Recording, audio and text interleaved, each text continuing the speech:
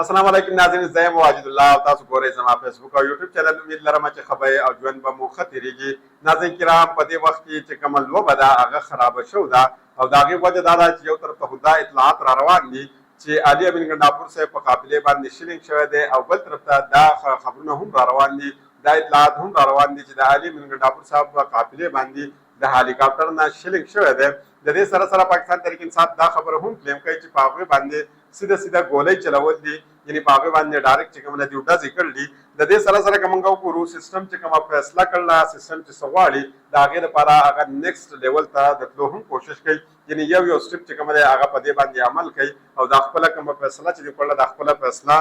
پوره کولو دی کوشش کوي. خو د دې سره سره د پاکستان تحریک انصاف چې کومه صبر دی هغې هم جواب اوس ورکړی دی، او پاکستان تحریک انصاف ویل دی چې مزید موږ نور صبر نه شو کولی، یعنی چې څومره څه موږ برداشت کولی شو هغه هومره موږ برداشت کړو، او مزید زموږ په بس کې نشته چې موږ د دې نه مزید زیاته داسې شلینګ او داسې ګولۍ برداشت کړو. د دې سره سره پاکستان تحریک انصاف یو واضح پیغام ورکړی دی، او دا پیغام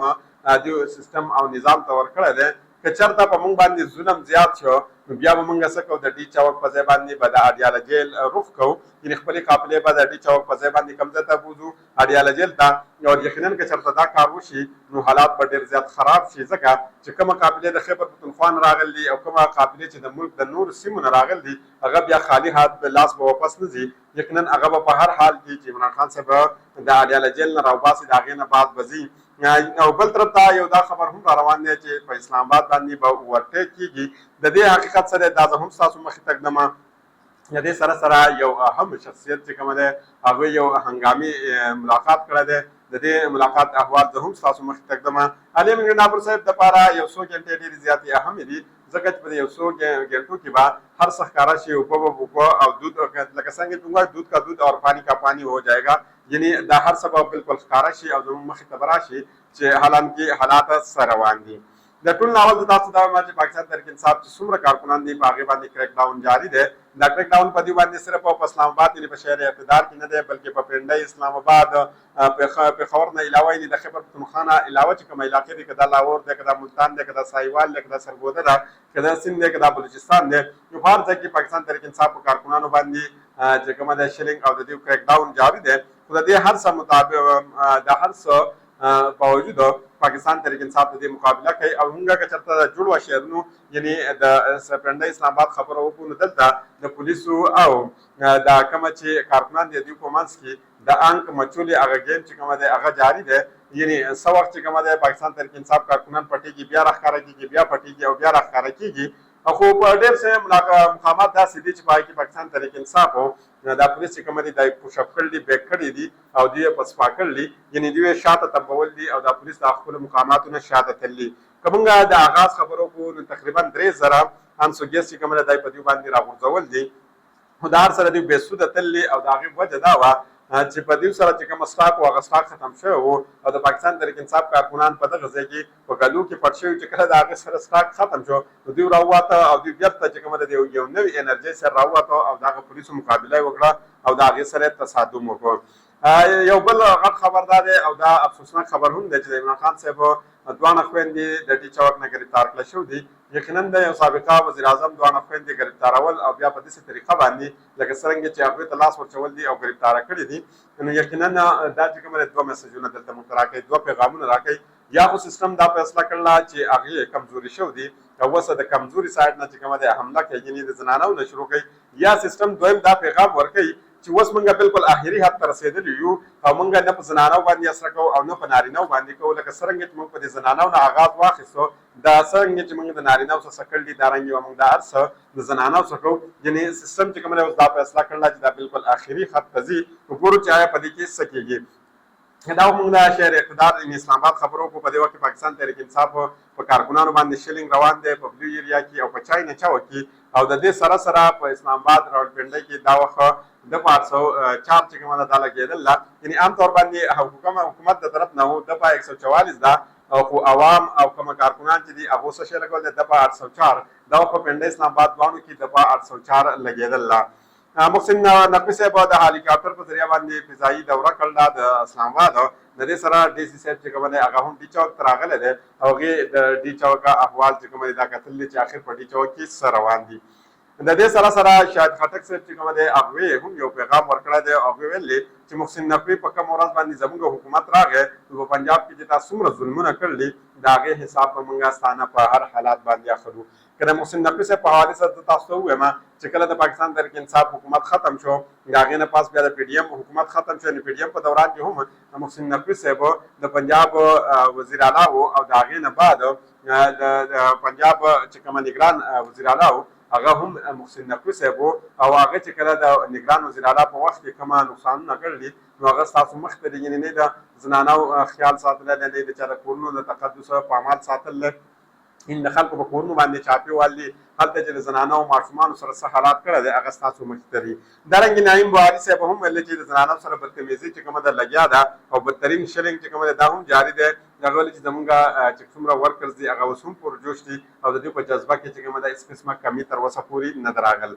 د دې سره سره که موږ وګورو د اسلام آباد د پولي کلینیک سره موجود چې څومره علاقې دي په هغې کې هم شلینګ شوی دی او د شلینګ ګولۍ هلته غورځېدل دي او په هغه ځای کې چې کومه رهایشي خلک دي د هغو په کورونو کې دا ګولۍ لګېدل دي. هلته چې کومه ماشومان دي یا کومه زنانه دي د هغې حالات چې کومه دی هغه غیر شوی دی او د هغې نه بعد دا خبرونه هم راځي، دا اطلاعات هم راځي چې هغه اسپتال ته منتقل کړل. د دې سره سره دلته زه دا هم وایم چې په اسلام آباد کې د فوج د تعیناتۍ نوټیفیکیشن جاري شوی دی او دا د 5 اکتوبر نه واله تر 18 اکتوبره پورې به وي او باقاعده طور باندې به 100 ګنټې پس د اسلام آباد کنټرول چې کوم دی دا به د فوج په لاس کې راشي او پوره اسلام آباد به فوج کنټرول کړي. د دې په حواله سره ډېر زیاته خبرونه چې کوم دي دا گردش کوي په میډیا باندې، په سوشل میډیا باندې. ځینې خلکو تر دې پورې وایي چې کومه دا اسټابلیشمنټ قریبي خلک دي چې نه به دا حکومت پاتې کېږي او نه به پاکستان تحریک انصاف او بل طرف ته دا خبرونه هم راځي چې مارشل الله هم لګېدلی شي او د مارشل الله سره ایمرجنسي هم لګېدلی شي.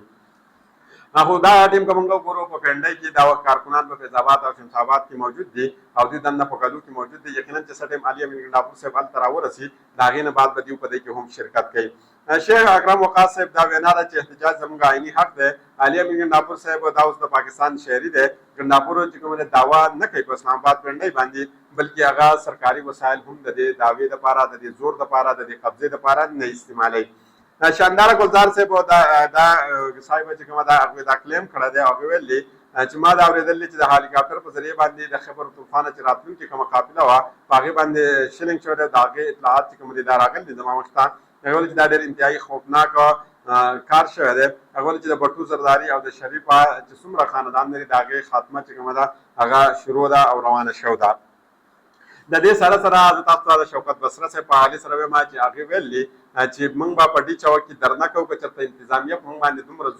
ظلم وکړو چې موږ په ډي چوک کې هغه ظلم مزید نشو برداشت کولی. د هغې نه بعد موږ د خپل قاتلو دا رخ د ډي چوک نه کم طرف ته کوو، اډیاله جیل طرف ته کوو. او یقینا که دا رخ دوی د اډیاله جیل طرف ته کوو نو بیا به هلته حالات داسې په معمول مطابق نه وي. ځکه چې د خیبر پښتونخوا نه کومه قافلې راغلي یا د ملک د نورو سیمونه چې کومه قافلې راغلي هغه به دا ځل خالي لاس واپس نه ځي. یقینا هغه به دا ځل عمران خان صاحب راخلاصوي د هغې نه پس به دوی خپلو کورونو ته ځي. دا وخت موږ وګورو ډېر اهمترین ملاقات شوی دی او دا ملاقات چې کومه دا ډېر هر څه واضح کوي او ډېر څیزونه داسې دي چې هغه د دې د وجې نه واضح کېږي. کومه د ایمرجنسي خبره چې کېده، کومه د مارشل الله خبره چې کېده هغه هم د دې نه واضح کېږي. گورنر خیبر پښتونخوا فیصل کونډي د وزیر اعظم شهباز شریف صاحب سره اهمترین ملاقات کړی دی او صدر مملکت آصف علي زرداري صاحب دوی ته دا هدایت کړی چې تاسو به په اسلام آباد کې پاتې کېږئ، یعنې تاسو خیبر پښتونخوا ته مه ځئ. نو د دې نه تاسو ته هم چې کومه دی اندازه لګي چې حالات په کوم طرف روان دي او څه سچویشن دی. یو طرف ته خیبر پښتونخوا باندې د اوورټیک چې کومه دی بندوبست هم جاري دی. د دې سره سره د گورنر راج خبرې هم کېږي. خو گورنر راج چې کومه دی دا ډېر اسان نه دی. د هغې وجه دا ده چې د گورنر راج دپاره چې کومه دی ته به توثیق عالیه د چا نه د صوبې نه او دا وخت موږ وګورو چې کله سنجاني جلسه وشوه د هغې نه بعد چې د خیبر پښتونخوا ایم پي ایز کومه تقاریر د خیبر پښتونخوا په اسمبلۍ کې کړل دي نو د هغې نه بعد دا تقریبا ناممکنه شو ده چې دا غزګي ایم پي ایس چې کوم دی دا به مات کړی شي. د هغې نه بعد به بیا هغه د دې اجازت ورکړي، بیا به د هغې توثیق وکړي چې یقینا دا ګورنر راج چې کوم دی دا پکار دی. نو یقینا دا چې کومه ده د وخت کې داسې ناممکنه غونډه کې ښکاره کېږي. ذرایع مطابق یو دا خبر هم را روان دی چې خیبر پښتونخوا د طرف نه پوځي دستې چې کوم دي دا روانې شوي دي او دا به د علي امین ګنډاپور صاحب د قافلې ګیراو کوي او دا اطلاعات چې کوم دي را روان دي یقینا دا به ډېر زیات خطرناک وي. یقینا که داسې کار کېدلی شي یا داسې کار وشي نو دا به ډېر زیات خطرناک وي ځکه چې د عالي منګنډاپور صاحب سره چې کومه د خیبر پښتونخوا نه پولیس راغلي نو د هغې اولین ترجیح هم دا ده او اولینه ذمواري د هغې هم دا ده چې عالي منګنډاپور صاحب ته پروټکشن ورکړي او که چېرته په عالي منګنډاپور صاحب باندې شیلینګ وشي یا په عالي منګنډاپور صاحب باندې ګولۍ وچلولی شي یا عالي منګنډاپور صاحب ته لاس واچولی شي یقینا دی به ریاکټ کوي دی به ریاکشن کوي او چې ریاکشن کوي بیا به هلته حالات چې کوم دا په معمول باندې نه وي حالات به خرابېږي کوشش کوم چې د دې په حوالې سره څومره ډیټیل یا زه ستاسو مخکې کړم د بلې ویډیو پورې ماته